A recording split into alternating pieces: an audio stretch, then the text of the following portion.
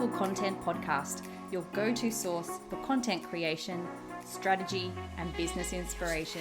I'm your host, Mel Daniels, content strategist, coach, and speaker, empowering women across the globe to grow their business with powerful content that connects, nurtures, and converts. So if you're ready to create standout content that gets you noticed and remembered, or build an aligned audience who love you and are ready to buy from you, you're in the right place. I believe that content has the power to connect us all. It's up to you how you use it. Listen in for genuine and insightful chats with guests, as well as practical tools and strategies from me. It's so lovely to have you here. Let's dive into the show.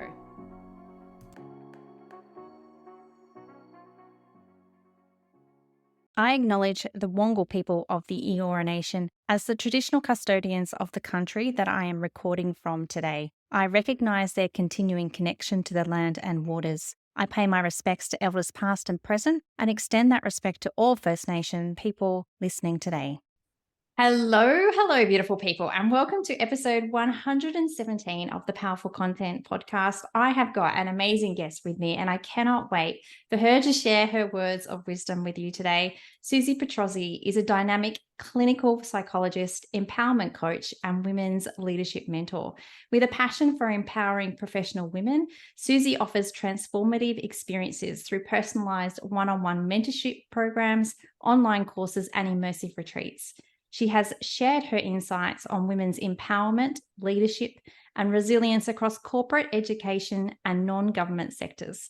She is passionate about sharing people's unique journeys and transformations in her podcast, Empowered Conversations, which I have been honoured to be a part of. Welcome to the podcast, Suzi.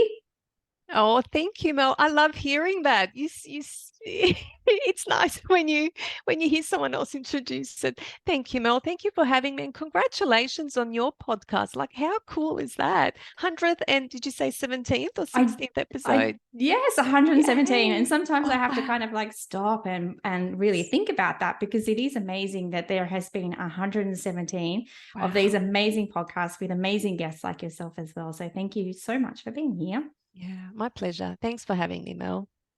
Now, Suzi, I have known you for some time. I recently interviewed you as part of the digital resources for my new book, The Power of Content. We've also randomly and coincidentally become neighbours within the past year. It was just so unplanned and we didn't realise until it happened. But I would absolutely love for you to share a little bit about your journey, because I know how much you love telling stories, and how you came to becoming such a passionate person about the work that you do. Well, first of all, thank you for the opportunity to do that, because each time I share a story, I feel like it's an opportunity to crystallize more of our understanding of who we are. So thank you for that opportunity. Gosh, how did I come to where I am today and what I'm doing and why I'm so passionate? I think as a child, I know as a child growing up, I have always been incredibly sensitive to the world around me, felt a lot of emotions, and asked, maybe not necessarily consciously in those early ages, is who am I? I didn't feel a great sense of belonging in my little world growing up. Things didn't make sense to me of why I felt the way I did. I was born in Australia, then we moved to Croatia when I was 4. Had a great time growing up, had mum and dad coming and going between Croatia and Australia for work. So I didn't always have the presence of mum and dad. So that in itself also impacted my sense of understanding myself, our family unit. And then as I progressed to my teenage years, I kind of started to get this sense of belonging with my friends, on the Croatian coastline, because I grew up on the north tip of the Croatian coastline in a beautiful place called Opatija. The war erupted. So this was in 1991. And my dad was visiting and they had planned that, we're going to move back to Australia. Best decision they made, because it meant that we had a safe environment to be in. I mean, even though that part of the world, Croatia, particularly that region, was not physically touched, impacted by the war, but of course it was on so many other levels. So in a matter of 3 months, we packed up, told our family, friends, and actually moved to Australia.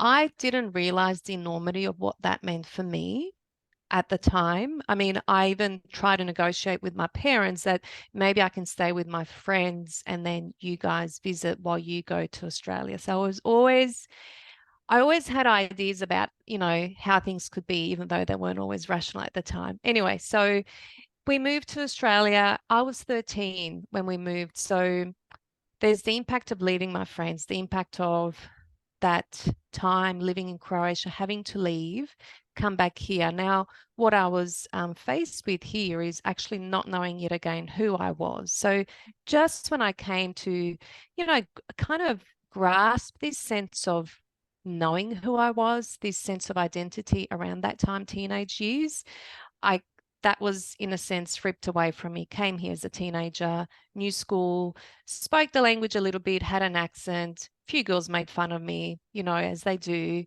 And then I didn't feel like I belonged, one, because I lived in Croatia, but I wasn't Croatian. So we were of mum and dad are of Bosnian Serbian heritage. So therefore I was then automatically classified as a Serbian, but I never lived in Serbia.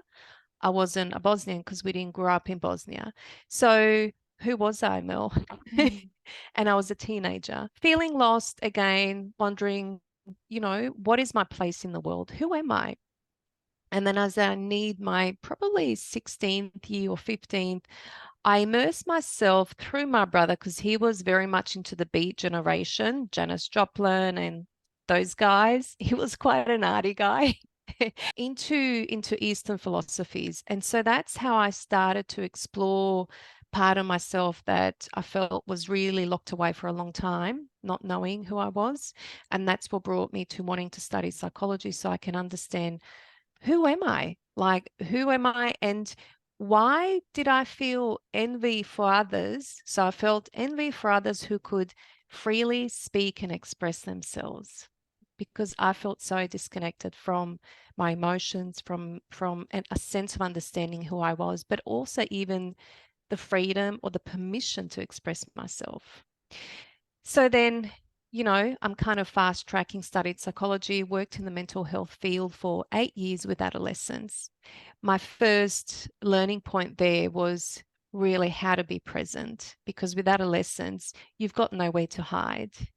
They will smell BS if you're not genuine and authentic. And so really the lesson, what I've learned through them, and I'm so grateful to my, that early adolescent work, is how do I be present? How do I name what's actually going in the room? How do I name the intensity of this anxiety?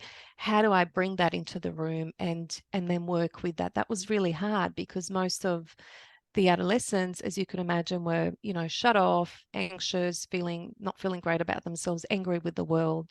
So that pushed me then to really get more creative with what I've got to offer. And I left mental health after 8 years because I didn't feel that I could be myself, that I could creatively explore my work further. And then as I entered private practice, started working with a lot of mums. So I still continue my work with adolescents, but then I would see the parents or mums and realize actually how much help they needed.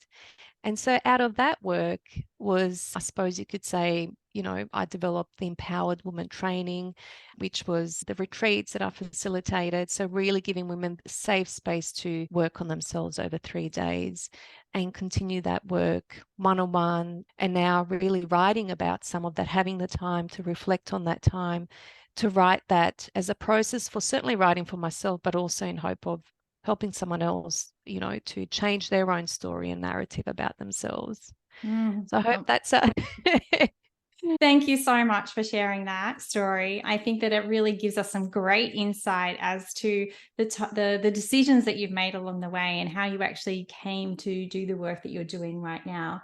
You mentioned in that story that you just told about that sense of understanding and coming back to ourselves and how so many of us do feel lost. And I think that it is something that we do all need to kind of really think about and, yeah, I guess come back to who we really are and be more present in our lives in so many different ways. And I know we're going to talk about this in a minute. Mm, So, we're going to talk about empowerment today. And I feel as though this word can often just get thrown around, especially in the online business space, without any real understanding or grasp of what it actually means to be empowered. So, I guess, can we start there, Suzi? What does empowerment mean to you? To me, empowerment, and as I've come to understand it, and I would want to say embody it more. I mean, we're always embodying who we are. So being more, being in our being, if I can put it that way, is this sense of connecting to ourselves. To me, empowerment is like a dance, always remembering to come back, because look, we are here to learn more about ourselves. So it's natural that we would disconnect, that we would maybe sabotage ourselves in some ways, or sabotage and disconnect can be one and the same, but it depends. And I can talk more about that later. So for me, empowerment is a reminder to come back to who I am, to what's important to me, to what I'm sensing, intuiting, feeling in any given moment, and then showing up or living my life from that place. Mm. So it's to be in our power from that sense. Okay, so why would we want to be empowered? Why is this something that we should desire in our lives? It's a really important question, because I suppose if I reflect on my own life, it's what I desired without ever consciously knowing.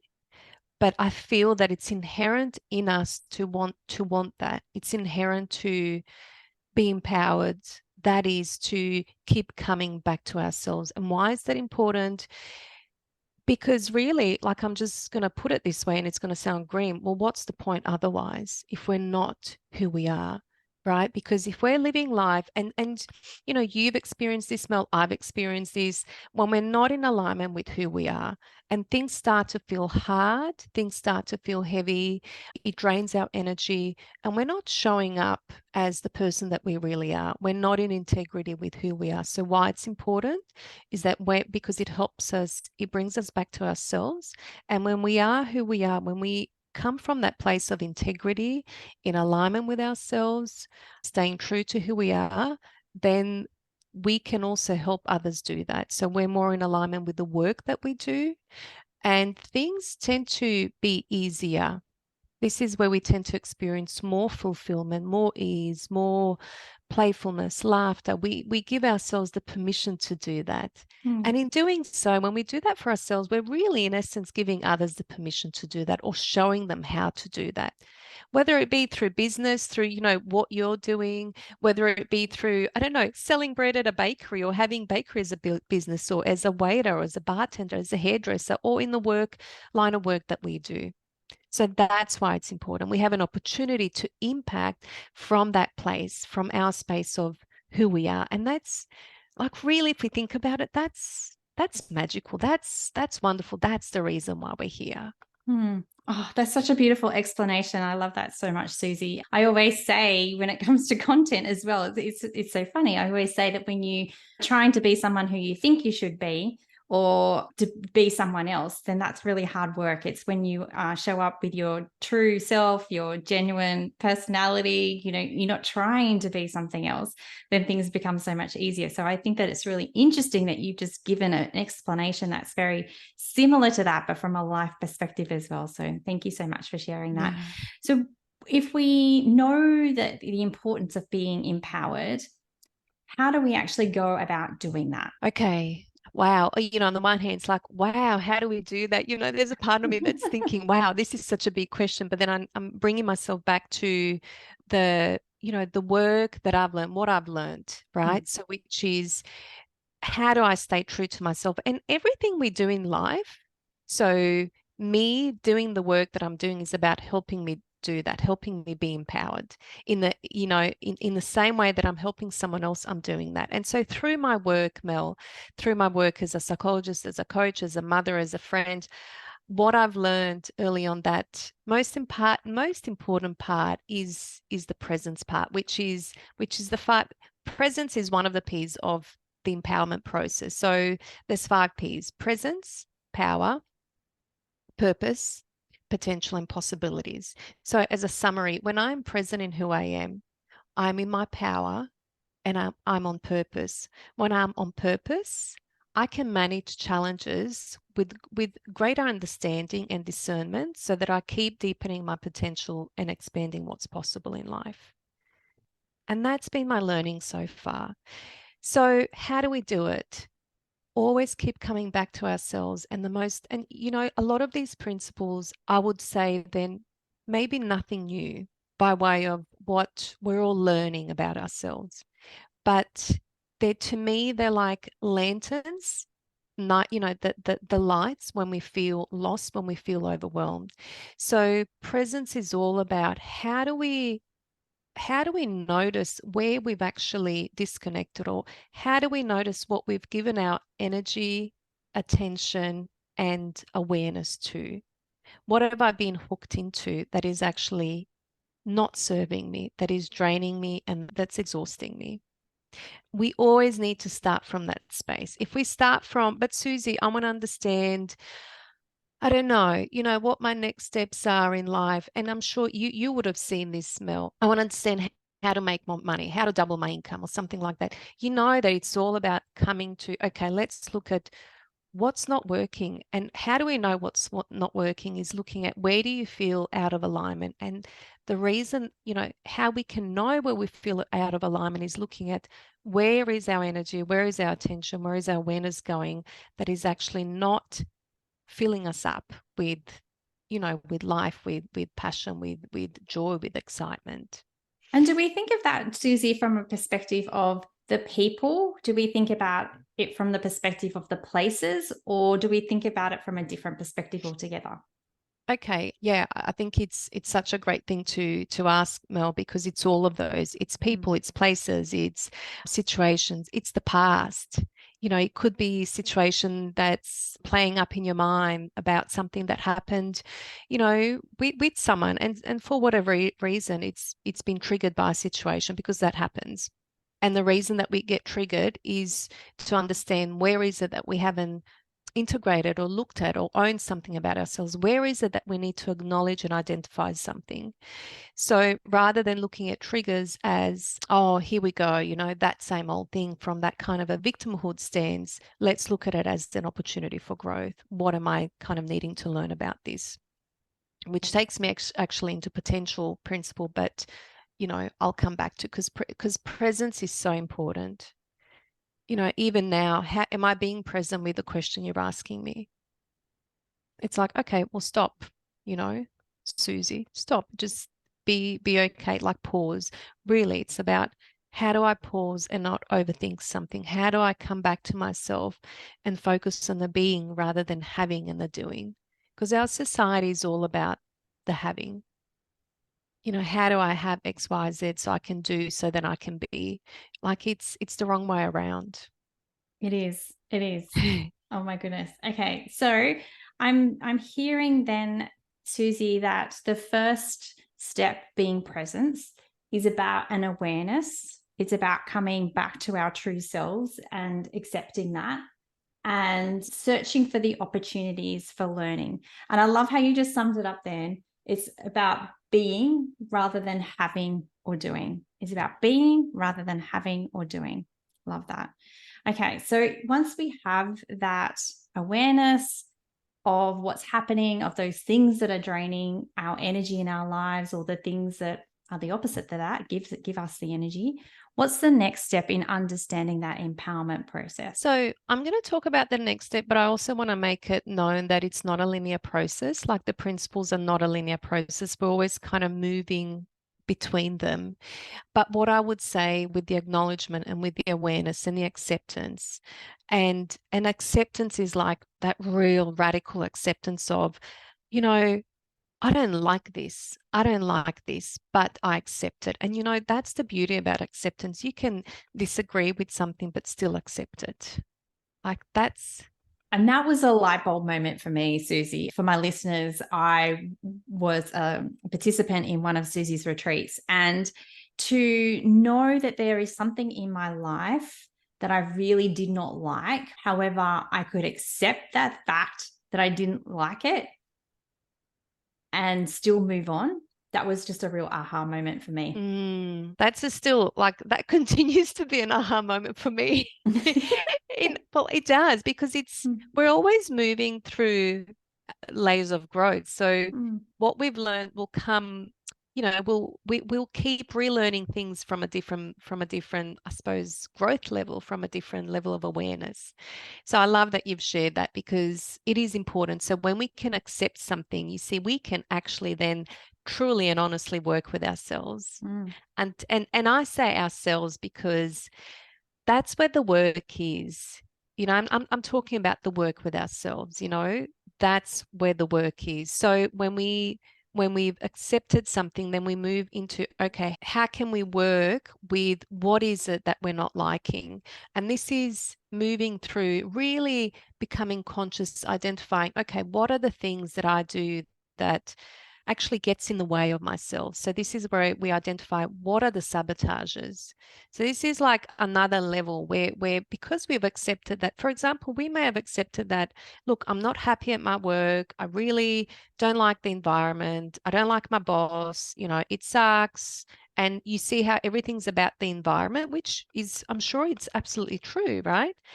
But the focus is, okay, we can't change that necessarily. So where are you going to invest your energy?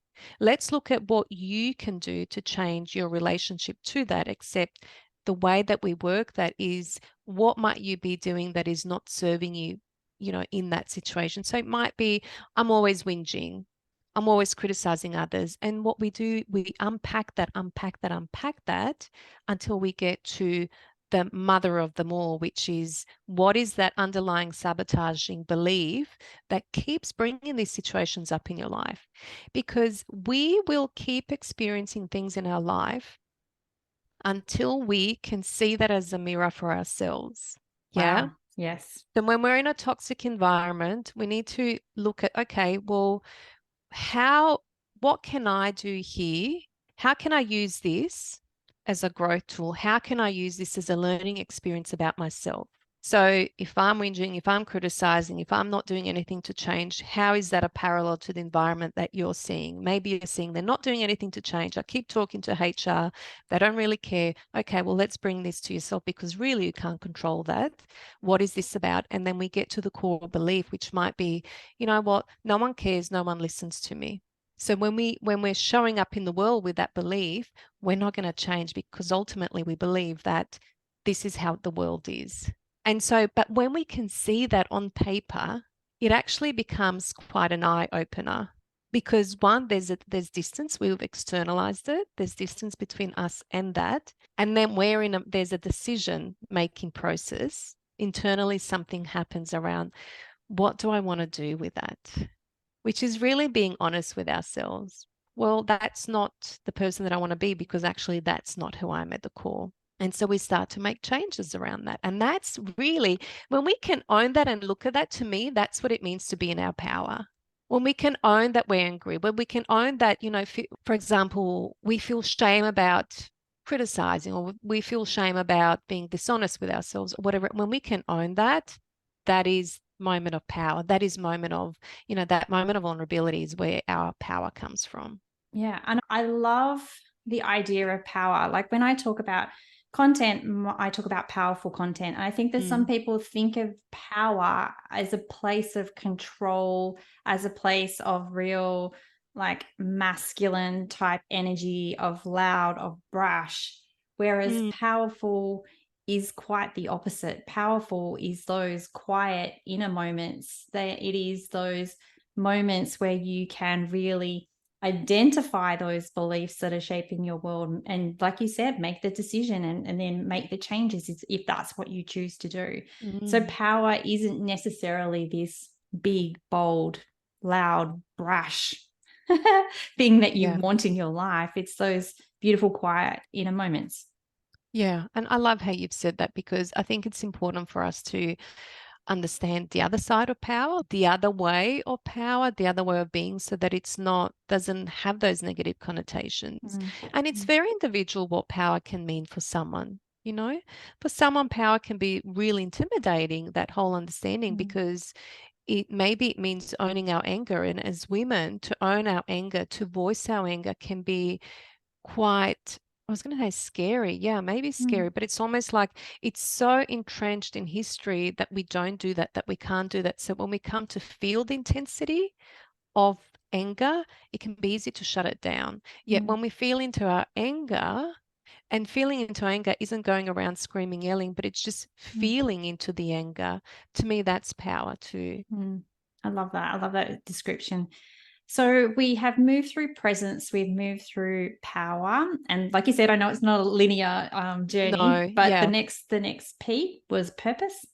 Purpose. Yeah. So when look, when we're clear on, okay, this is how I got in the way of myself. This is why I was doing that and not this. This is why I thought that I had to do X, Y, and Z. Then we move to identifying, okay, well, who are you now? And this is where our values come in, really understanding our values. What is it that you value? And we go through a process of, I don't know how many words, 400 and something, where I get, women to really get through and see what resonates. It's from that place of power that you connect to those words, and then you start to cull them back and look at, well, what are the four top ones and what does that mean to you? We then unpack each one. And all of it is really embodied work. It's not just working from our head, but there's a lot of cooperation, or there's a lot of partnership, I'd prefer to say, with our bodies. Mm, Empowerment is really about being aligned with our bodies. And then we move to, now that we know our values, what's important to us, then we've got a better sense about understanding, okay, well, what is my purpose? And there's a process that I take women through. So, in other words, what is it? Why am I here? Why do I wake up? What is that to me? To me, it's to help people get closer to themselves, to help people reconnect with who they are, help women reconnect with who they are. Well, how do I do that? That's our mission. And then our vision is, what do we see for the lifetime that we're here? What do we see? What is our vision of our work, of our lifetime here? How do we want to see the world? So that's purpose. When we know our purpose, which is why it's really important to understand our purpose and to get clear on it, is that it becomes easier to navigate challenges. Yeah. yeah, most definitely. And I write about this in my book as well, how coming back to my purpose, why we were selling our house at the time. I think the story was Yeah. around that, because it was so difficult. It was such a difficult process. We had lived there for so long. We had so many ties to that particular area. We loved the house. We loved the area. So why was I going through all of this angst and all of this negative energy to move my entire family? And that was the reason why it came back to understanding my value of family first. And it was really important for our Ah, family at that point in time to not be in that house and to be elsewhere. mhm. And then the whole process became so much lighter, because it was like, right, I've reconnected back to the reason why we're doing this. So Mm. therefore, it's a whole lot easier. So I love how you also not only talk about values, but talk about how to unpack those, how it actually looks in your life. I think that sometimes, especially in the online space, we can sprout, what our values are, and that's great. But without a real understanding of how you bring them to the world, they're just words on paper. Mm. Yeah, I would agree with that. To me, and I think the reason that's so important to me is because of what I've learned with where I'm now. I learned that that I would intellectualize things. I was very analytical, always overthinking things, and then marrying a chiropractor which is very hands-on. It's all about the body. I really started to understand how our bodies store so many emotions. So that was really my first exposure as a psychologist to that understanding. Yes, of course, there was trauma work, but to see it in practice like that impacted me. And then over time, I brought that work into everything that I did, including values, Mel. Love it so much. So we've spoken about presence, power, purpose. There's a couple of other more P's to go.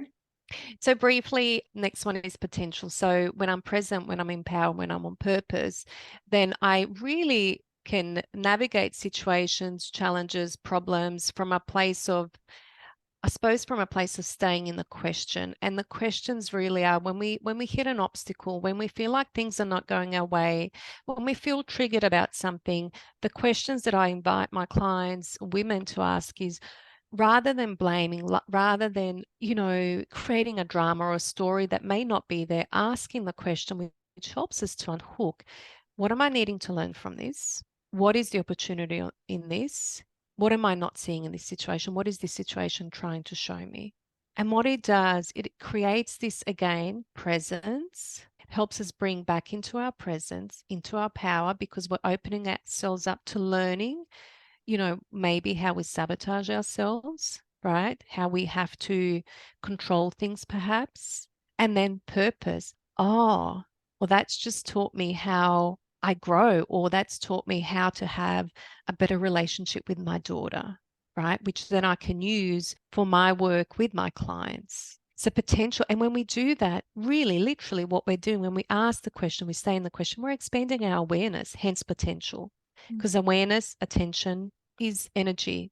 We expand our energy, who we are, which is pretty cool. So get out of victimhood, get out of making it about someone else. I mean, within reason, like I'm this work is for people who are ready to do that work. If someone is in dire crisis, someone is a domestic violence relationship, this is not the work to do first. Yeah. The work to do first is about survival, is about, safe shelter. It's about food, all of those things. This is about that growth, this, Mm. taking accountability, responsibility, agency, willingness to see, how is this showing me something about myself? That's a hard place to be in when all you want to do is just go off at someone else. Yeah, or shut down. Yes, Or definitely. shut down, Mel, because you're right, Mel, because there are so many different defense mechanisms, and it's okay to acknowledge those.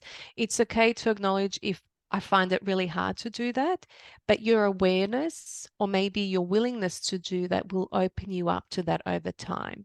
And I love how you describe potential as being the opportunity to expand your energy. That just gives it such a beautiful, I don't even know how to put words around this, but just a beautiful imagery, even of just being open and understanding and bringing that awareness and intention and opening up to, I guess, the last P, which is the possibilities. Possibilities. So how do we, when we're present, when we're in our power, when we're on our purpose, and we try and stay in the question, I think what's really important, none of this is linear, by the way. None of this is smooth and flowing.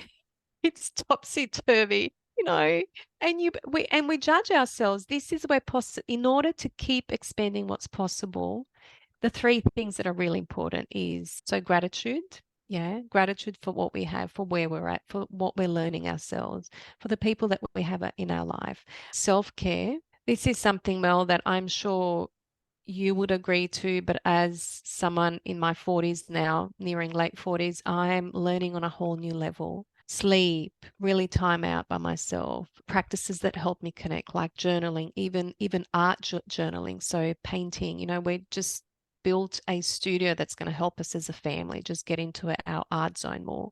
To me, that's all self-care. And then lastly, forgiveness. Yeah. Lastly, but not least important, forgiveness. Because when we're in that space, it's like we do this, then, right. We're presented with a different view of what is actually possible. And within each one of those, there are so many practices that I lead women through, whether it be one-on-one or clients, but you will find your own practices. Once you intend on something, you will know what they are. And this is what I want to say, if I can just, because I'm aware of our time, Mel, but one of the things that I want to say and really acknowledge is that more often than not, we know what we need to do and we have those answers within ourselves. But what we need is a safe space to be able to be ourselves and to help ourselves kind of just acknowledge what we're feeling, and bring that into our awareness. And then from that space, and I've seen this with my clients, and often they'll tell me, look, I know what I need to do, but I'm just feeling stuck on this. Okay, so tell me about that. And so what's your sense about what's going to be in your best interest here? It's when someone asks that, what it does, it gives that person distance. So it's, how do we distance ourselves from the problem? And if you don't have someone if you don't have a mentor, if you don't have a coach, psychologist, whatever it is, I mean, I think that's a wonderful thing to have. But if you don't have, here's what I recommend. And this is scientifically proven. In fact, I've got a book by Ethan Kross, who's done research on this. You speak to yourself in the second person to create that distance. So you say, Susie, okay, what's the issue? Right? Okay, so you're feeling like this. Listen, what you need to do right now is what will be in your best interest is just chill out, girlfriend. Just freaking go and just shake it off. Put some music on. I love that idea of speaking to yourself in the second person. Yeah, and this is legitimate Mm. evidence around what can help support us. You know, they've done brain studies and they've found that when people actually speak to themselves in the second person, what it does, it helps them. It's less lag between getting out of the limbic system Mm. to accessing the prefrontal cortex, to Mm. accessing the strategies, kind of creating that distance, getting out of the emotions, the emotional brain, so to speak. Thank you so much for sharing that piece of wisdom. Absolutely. It's really Yeah, fantastic. it's really valuable. Try it. There'll be people walking around the streets now talking to themselves. Oh, don't worry, it's okay. Susie said I could. Probably do that anyway. That's right. I know. Talk it through. Talk it through with yourself. Well, thank you so much for sharing your wisdom today and really talking us through why empowerment is so important for us, especially as women as well, and how we can kind of start to begin to empower ourselves through those 5 Ps. And they were presence, power, purpose, potential, and possibilities. So thank you very much for that. Now, Susie, as you know, I'm all about women owning and using their superpowers. I have a feeling I know what yours might be, but I would love for you to articulate what is your superpower. Wow, what is my superpower? I've never been asked that. Wow. You know what? Just what comes to me now, my superpower is in the way that it never has been, actually, now that you ask me, is my inner knowing, just my intuitive sense about something and how I connect to that in more ways than I ever have. And even when I'm with someone, I feel my superpower is seeing in others what they can't see in themselves. It's almost like there's a second person sitting next to me. It's like, no, this is you. Can't you see that? Mm. And that is, I'm grateful for that. Yeah, and definitely it's 100% your superpower. Thank you so much for sharing that. And just before we finish up, Susie, do you have any final parting words of wisdom? I, what I would say is if you find yourself not being kind to yourself, if you find yourself getting in your own way, I think the most important thing isn't to think about how do I change that? What can I do and to get angry with yourself, but just to acknowledge almost like oh, got you, found you. It's like that acknowledgement, that awareness. Oh, I just noticed myself do that because what happens then? It's like we reclaim something that we've pushed away. And Thank that's what we're all about, reclaiming ourselves. Thank you. Thank you so much for that, Susie. And if anyone wants to get in touch with you, I'll make sure that I pop your links in the show notes. So that's through LinkedIn or Instagram as well. So if anyone wants to message Susie, start a conversation with Susie, I know that she would very much welcome that. So Absolutely. thank you so much for coming on the podcast today, Susie, and sharing your wisdom with my listeners. I truly appreciate you being here. Oh, Mel, thank you so much. This is so important to me, and what you do is so important. Thank you for the work that you do and for the impact that you have on your tribe and women. And yeah, I really appreciate this opportunity to share Thank my you. work. Thanks so much for listening. That's it for another week. To get more powerful content in your life, make sure you're following along on socials. My handle is @meldbusiness. And just in case you're wondering, the groovy music for this podcast was created by Just Here on SoundCloud. I'd also be super grateful if you took a moment to rate and review this podcast so more amazing women like you can experience the power of content. And if you're like, hell Mel, stop talking, I'm ready to work with you now, here's how we can work some powerful content magic together. Firstly, come and join the Content Effect, my membership inspiring women with service-based businesses to ditch the content chaos and start creating stand-out content that gets you noticed and makes sales. You can join us by using the link in the show notes or just Google the Content Effect. The second way we can work together is via my one-on-one packages. We can create a sustainable content strategy or start to build out your client journey. It's up to you. Pop on over to meldbusinessservices.com.au/services to find out more. Until next time, have a beautiful week and embrace the power of your content.